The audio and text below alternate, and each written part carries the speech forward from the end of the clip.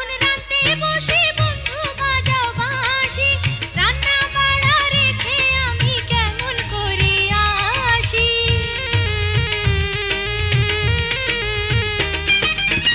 আমি যখন রাতে বসে বন্ধু বাজাও বাঁশি, রান্না বাড়া রেখে আমি কেমন করে আসি।